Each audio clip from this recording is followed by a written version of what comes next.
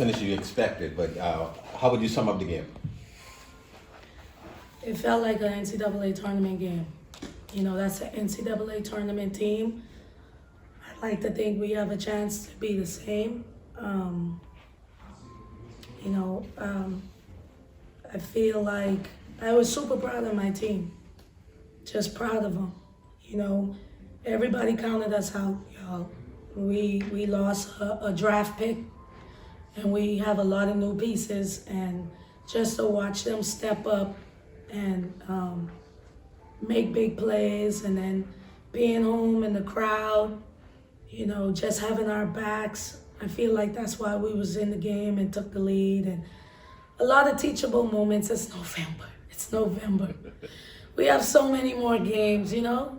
So I'm not in the moral victories, but I think we got better, and for that I'm proud.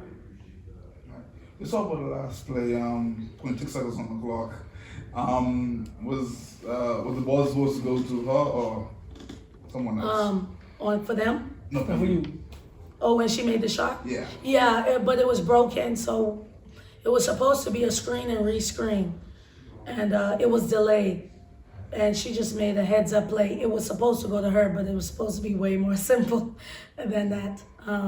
And that's what happened. Big-time players make big-time plays. And Snudder is a big-time player. She's been here with us. This is her third season. I'm just incredibly proud of her. I thought you was talking about the play on the other end. I was going to say, too soon. No. Speaking about Colin, she was 3 from 12 from the 3-point line, but I like the confidence in her way, and she took big shots. Do you encourage her to just let it fly? Yeah, I mean, Snudder has the green light for us.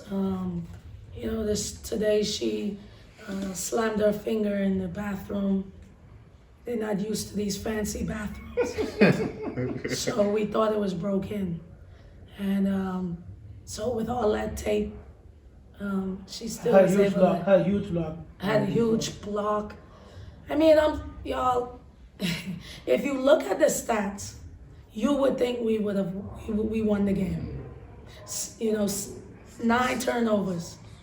I mean, if you look at the stats. Second chance points. Yes, but there were plays that we could have made that could have put it away, and we just didn't yet.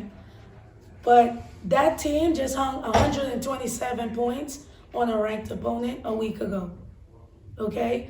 And so if one thing that I know is Ole Miss women's basketball, we are here and we're ready to compete night in and night out.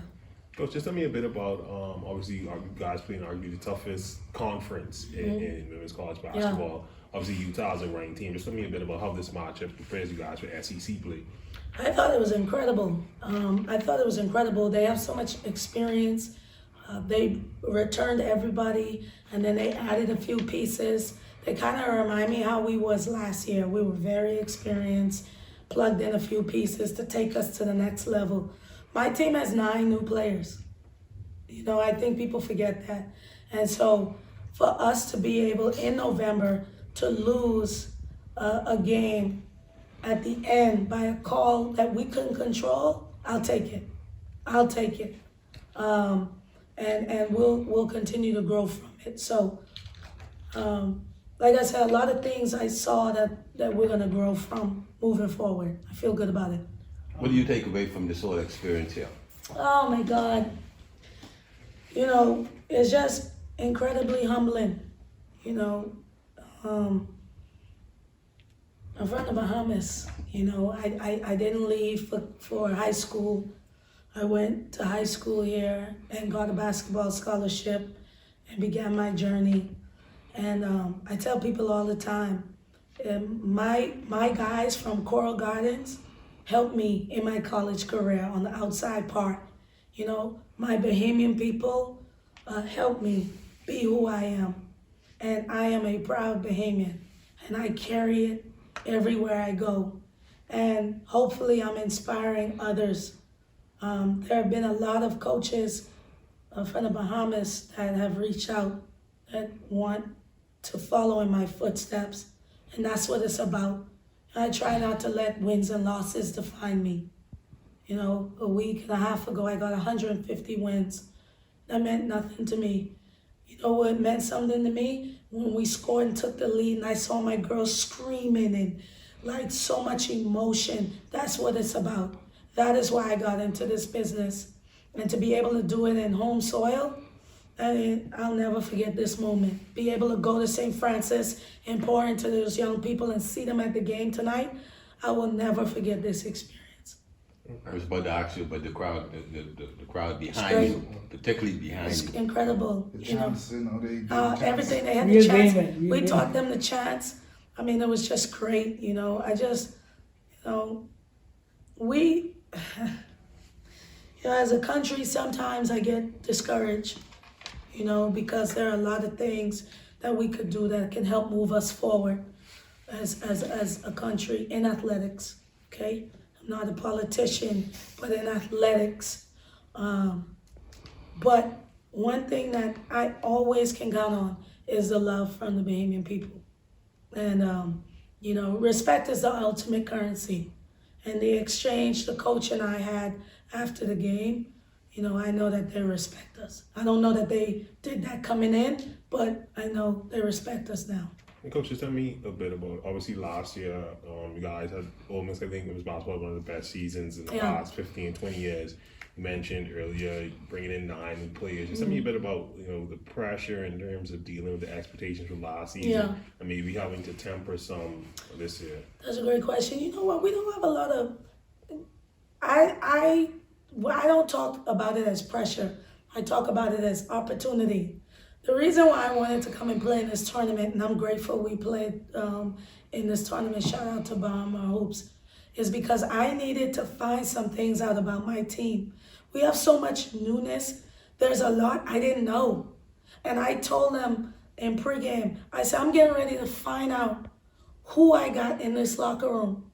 And we found out a lot of things tonight, And so I'm incredibly grateful for that. And, I think our girls understand. I think this game taught them that they can play with anybody. Utah's a good team. Utah going to the tournament. Shoot, Utah, the young lady in the inside, she's a load. She's a load. We had no answers for her. Footwork. Okay? They're going to be good. And so for us to play with them, and I felt like we had a lot of opportunities to win, we're in good shape. Your point guard, Maya, she played the most minutes of anybody on both sides. I thought with your trust in her and settling down and another adjustments I see her made from the first game. Maya was our biggest get in the portal. Maya was at our rival school, and a lot of people were upset that she chose to come to Ole Miss. But it had nothing to do with school being a part of another school. It had everything to do with her creating her own narrative and her own story. And I'm just grateful for Maya. Maya is one of the toughest players I've ever coached. And I just trust her. And my heart breaks for her and all the girls because I know they really wanted to win tonight. But we'll have other opportunities and we'll learn from it. How do you feel about your career at this point and where you are? I'm a young Thundercat in this game. My dad tries to remind me all the time, he's the coach, I'm not the coach.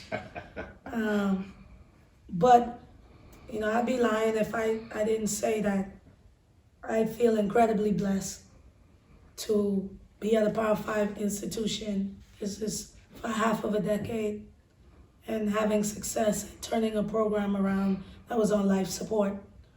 I can only be grateful for the people and the players and the staff that have helped me throughout. And I have a lot more to give to this game. And so I'm just going to continue on the path of doing that. That's for certain. Just talk.